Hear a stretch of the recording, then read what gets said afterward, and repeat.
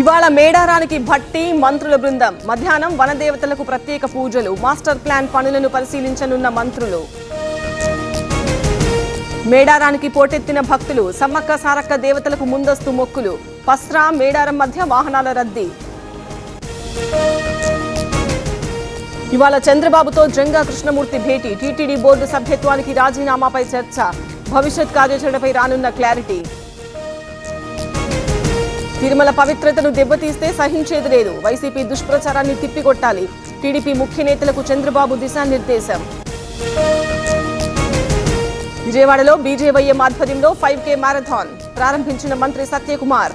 వివేకానందను యువత స్ఫూర్తిగా తీసుకోవాలని సూచన. ఇవాల్టి నుంచి గండికోట ఉత్సవాలు. సాయంత్రం శోభయాత్రతో ప్రారంభోత్సవం. పర్యాటకులను ఆకట్టుకునేలా లైటింగ్ ఏర్పాటు.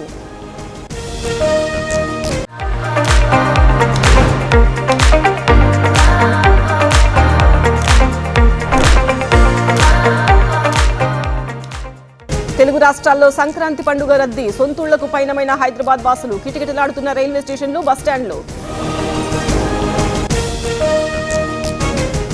హైదరాబాద్ విజయవాడ హైవేపై రద్దీ. పంతంగి టోల్ ప్లాజా దగ్గర బారులు తీరిన వాహనాలు. విజయవాడ వైపు 13 బూతుల ద్వారా వెహికల్స్ అనుమతి. విజయవాడ బస్టాండ్, రైల్వే స్టేషన్లో రద్దీ. 600 ప్రత్యేక బస్సులు నడుపుతున్న ఏపీఎస్ఆర్టీసీ. పండుగ రద్దీ దృష్ట్యా ప్రత్యేక రైళ్లు. తుర్కపల్లిలో తెల్లవారుజామున గర్భిణికి కష్టాలు. కడుపు నొప్పితో పీహెచ్డీకి వచ్చిన మహిళ. వైద్యులు లేకపోవడంతో ఏరియా ఆసుపత్రికి తరలింపు. మేడిపల్లి పరిధిలో చైన్ స్నాచర్ అరెస్ట్. 3 తులాల గోల్డ్, బైక్ సీజ్. రిమాండ్ విధింపు. వృద్ధురాలి మెడలో గొలుసు లాక్కెళ్లిన నాగరాజు. నెల్లూరు సెంట్రల్ జైలు నుంచి ఖైదీ పరార్. వెంకటాచలం పోలీస్ స్టేషన్లో ఫిర్యాదు. భార్యను చంపిన కేసులో నిందితుడు సైదులు.